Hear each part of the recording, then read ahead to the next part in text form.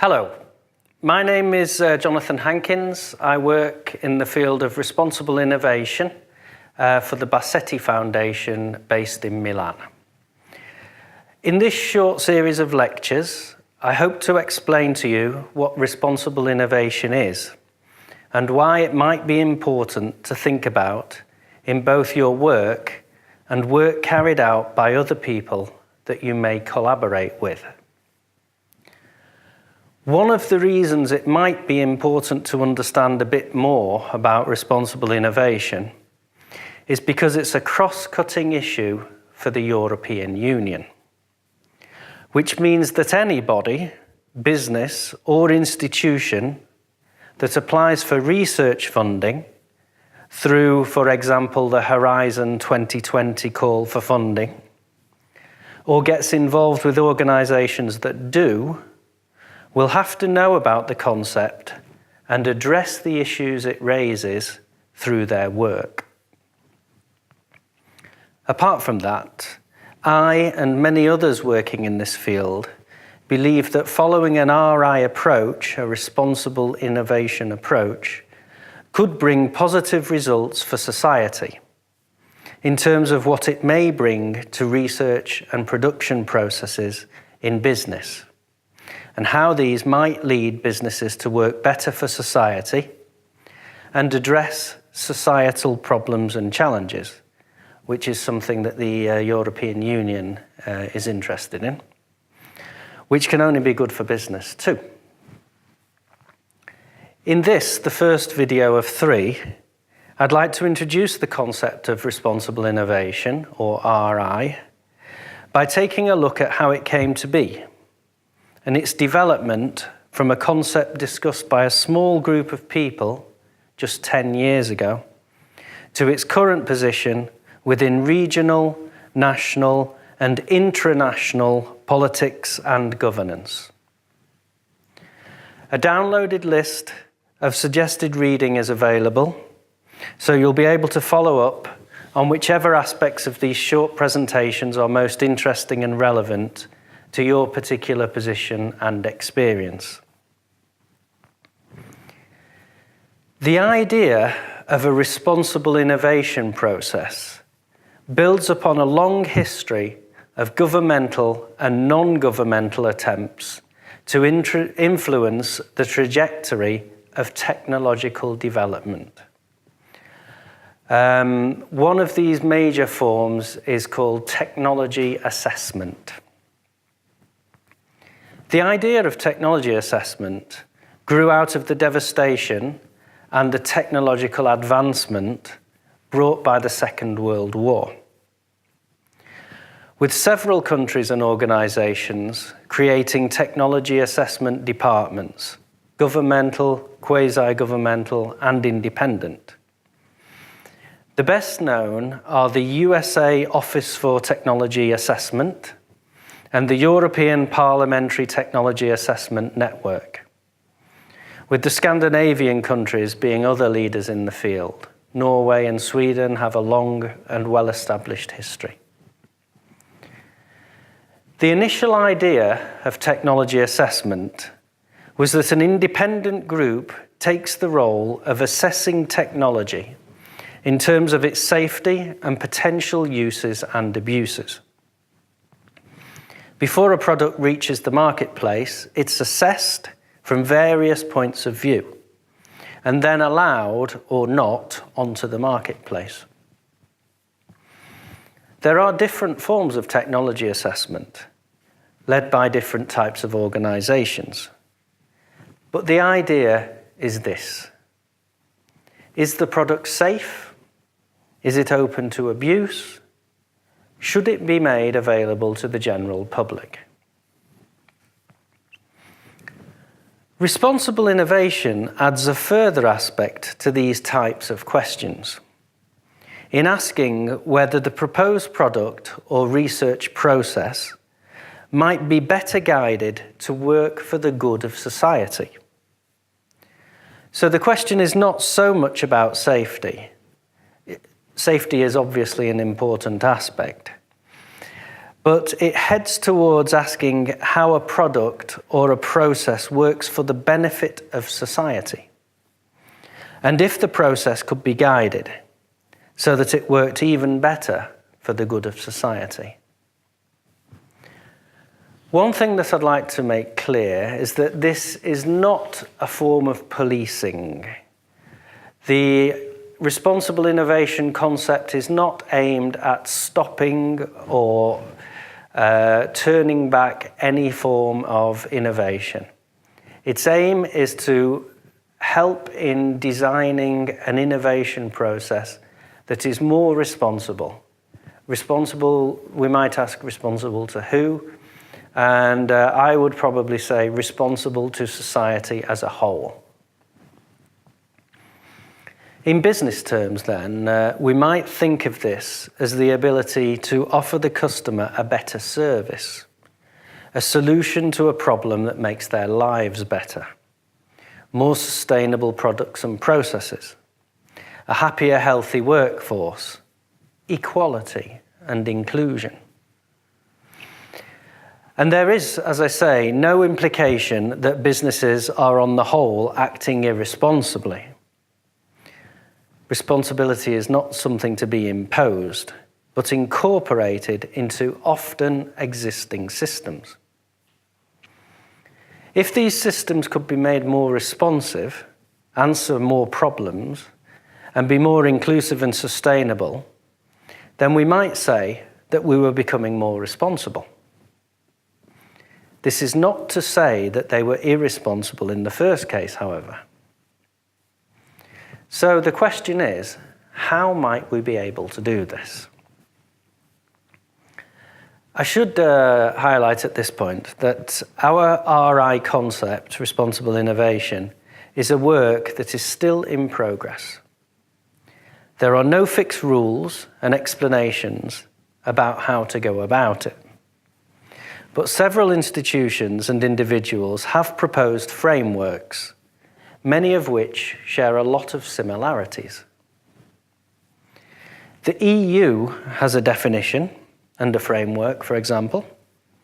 Various academics have drawn up frameworks for theoretical approaches, and a lot of work has been carried out in trying to implement such frameworks.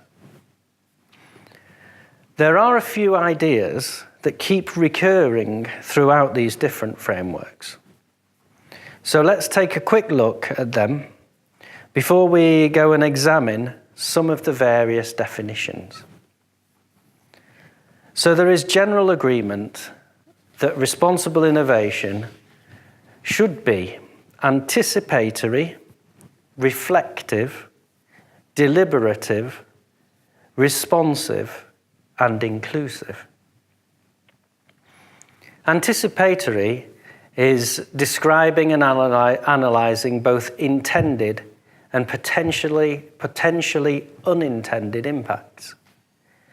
Reflective is reflecting upon underlying purposes, motivations, and potential impacts. Deliberative is inclusively opening up visions, purposes, questions, and dilemmas. Responsive, a collective reflexivity, sets innovation direction and influences its trajectory. And inclusive of women and minorities, but inclusive in terms of how a product could be inclusive for the broadest population possible. Who will be excluded is the question.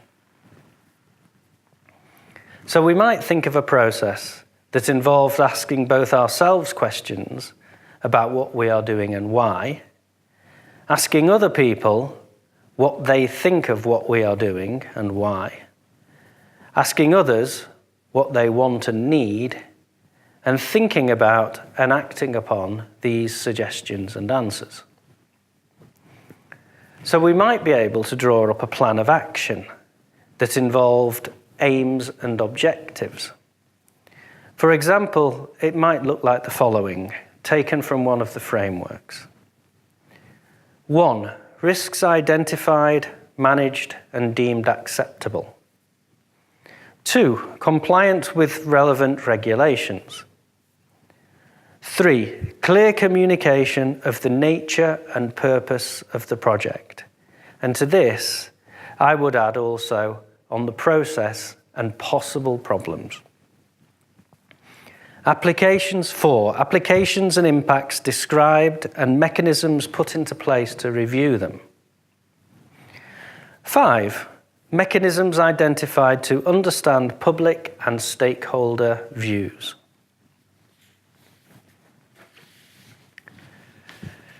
So this leads to the question of what a business model might look like that included questions such as these, and how it might differ from current working practices. Now, I think that many of these issues are already being answered in many cases, which is important to note. Businesses work responsibly. The aim of this approach is to maximize how they do that. The main issues above surrounding safety and regulation already find their place within any business strategy. They are not only necessary from a social perspective, but also from an economic perspective. Risk management is part of everyday working practice. But where this proposed approach differs is in how the findings are managed. It calls for openness. The first form of openness involves the public in terms of understanding their views, not only from a marketing perspective, so what they want, but also from a responsive and reflexive perspective. What do they feel about what we are doing?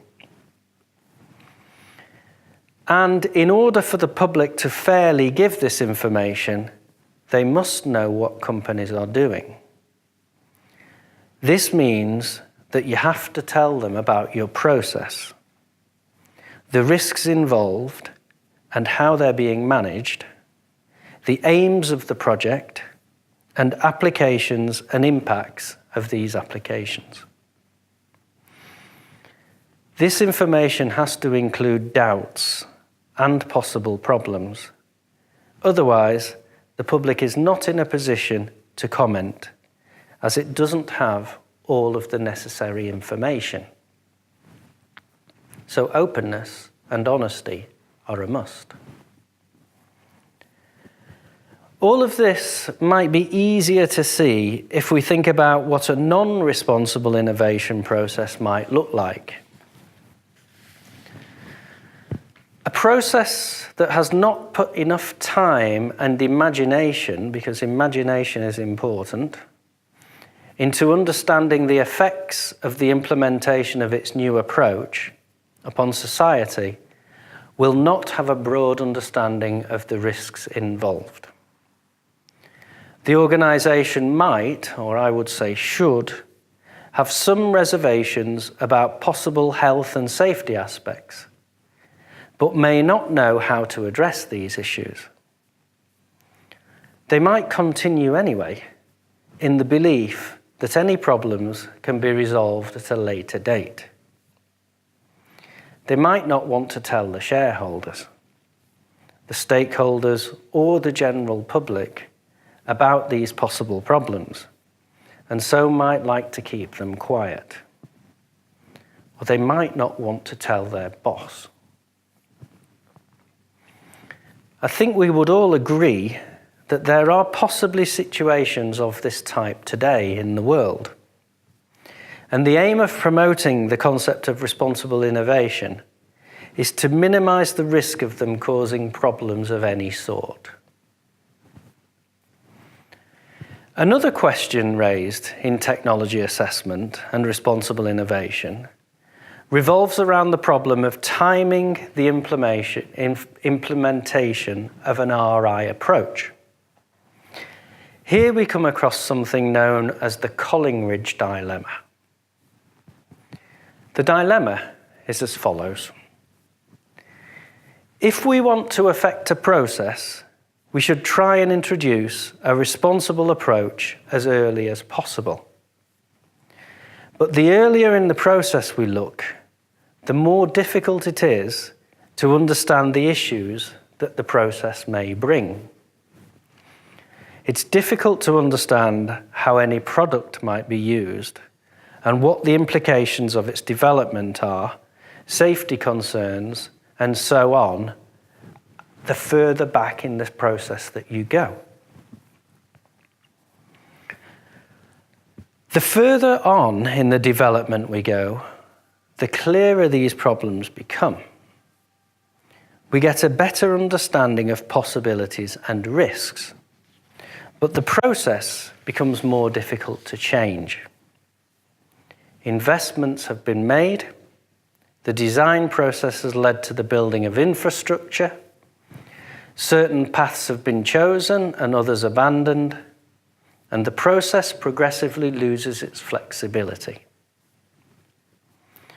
So the earlier you act, the easier it is to affect the process, but the more difficult it is to understand what the process is leading to.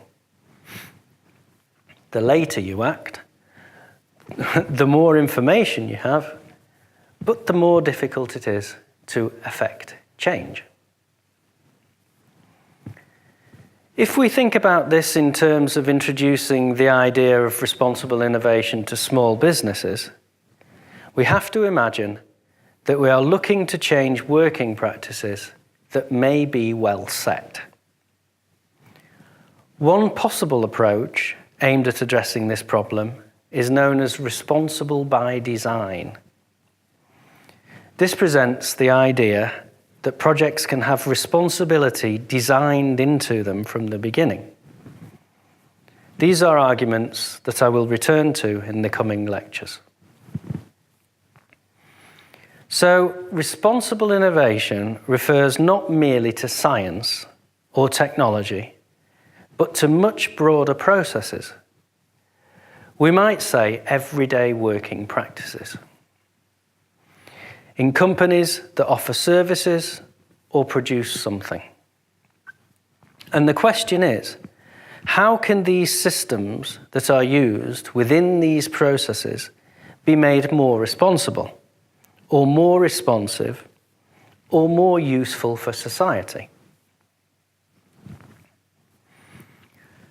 To conclude this lecture, this section of these 3 lectures, in this section, I've tried to give an overview of how those of us working in the field of responsible innovation perceive it. We might see the approach as a form or extension of technology assessment, but with the injection of the idea of working for the good of the broadest public possible. This is an idea that is very much drawn from the European Union perspective that I will address in the next lecture. In order to build a process that might be able to do this, we need to aim for reflexivity. We need to think about what we are doing and why. Anticipation. We need to think about the consequences of our actions. Sharing. We need to involve as broad a public as possible. And responsive. We need to be able to act upon their input and also problems that develop along the way. For this to be as effective as possible, it needs to be introduced during the design stage in order to become part of the process and any product. Now, this is a relatively new concept, and so interpretation is broad and varied. But the idea is that it's a concept that should be able to be applied across the board. In the second part of this lecture, we'll take a look at how the European Commission has interpreted its role in the development of the concept, before looking at some implementation practices and real-life experiences. Thank you.